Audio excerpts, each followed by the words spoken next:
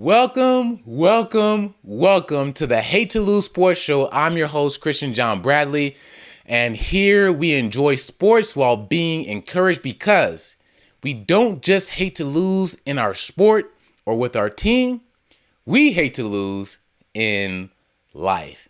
And before I get going, I want to say, Happy New Year, let's go! Let's go! We made it! We made it. Let's go. We endured sports purgatory and football is finally back. Let's go. And to put it in perspective of how long it's been with real football in our lives, let me give you some numbers. February 9th, 2025 was the Super Bowl 59 between the Kansas City Chiefs and the Philadelphia Eagles. What a butt whipping. But September 4th, 2025, the first game of the new NFL regular season, this is how long it's been. 7 months. 7 months, my gosh. 30 weeks. 207 days. 4,968 hours. Get this. 17,884,800 seconds with no real football. But it's here. The new year is upon us. And it opened with the Philadelphia Eagles barely squeaking by the Dallas Cowboys 24-20. A game that was much closer than any of us expected because the last time we saw them, they were dominating the Chiefs' dynasty on the field. A beatdown of epic proportion. But the team we saw in the Super Bowl and the team we watched on Thursday could not be further from each other. The team we watched Thursday did not play defense, did not play with force, did not play with discipline. It did not look like they were the Super Bowl champions. And maybe that's by their own doing because of how intentional they've been with dismissing one of the best accomplishments in the entire sport, winning the Super Bowl. But here's what I want to point out, is that it really looked like the Eagles were leaning on their reputation as champions. Again, discipline, lack of focus, lack of force. It's interesting. And we all watching like, the Eagles are underperforming based on the reputation they built in the Super Bowl. But they aren't the only team, actually, because the Kansas City Chiefs did the exact same thing, leaning on their reputation against the Los Angeles Chargers, which led to a 27-21 L in Sao Paulo, Brazil. The reputation we know for the Chiefs is they are winners. They do whatever it takes to win. They're disciplined.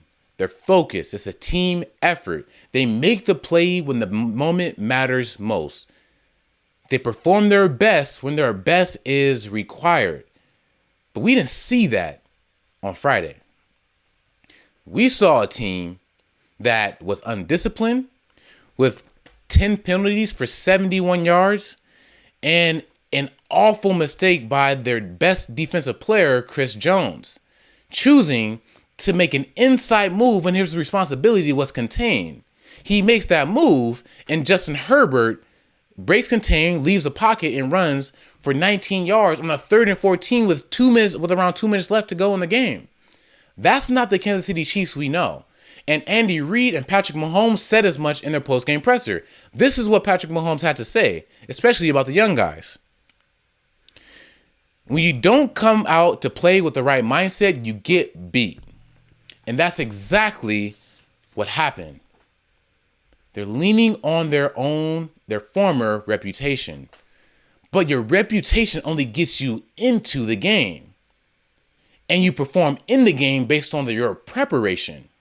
And the Eagles and Chiefs both looked unprepared for the moment.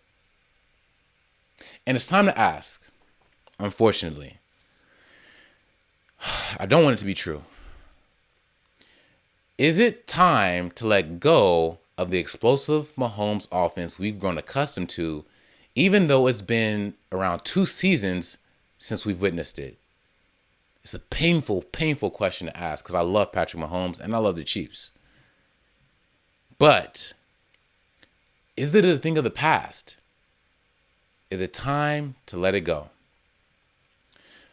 But as we let go of those things that are behind and look forward to those things that are ahead, we see an exciting slate of NFL Week 1 regular season games. And I actually want to highlight a few. The first one is to look out for is Micah Parsons' first game as a Green Bay Packer in their divisional matchup against the Detroit Lions. This is a question that's going to get answered. Is this a start of the Packers dynasty, or were the Cowboys and Micah better off together? Number 2. The battle of the MVPs. Lamar Jackson and the Baltimore Ravens take on Josh Allen and the Buffalo Bills. This is the question that's going to get answered in that matchup. Could this be a prophecy to the AFC Championship game this year?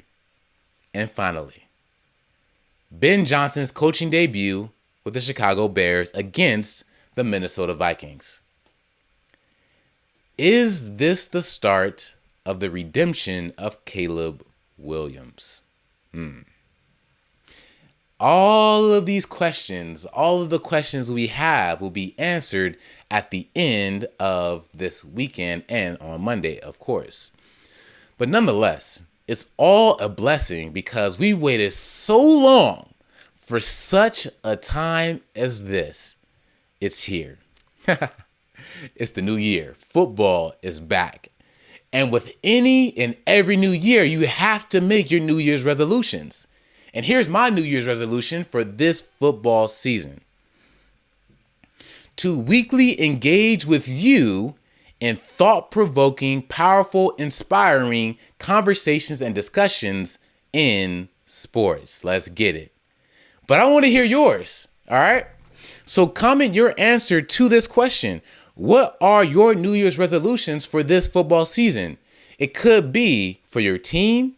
It could be for a player. It could be for you. But I want to hear it down in the comments. Let's get it, all right?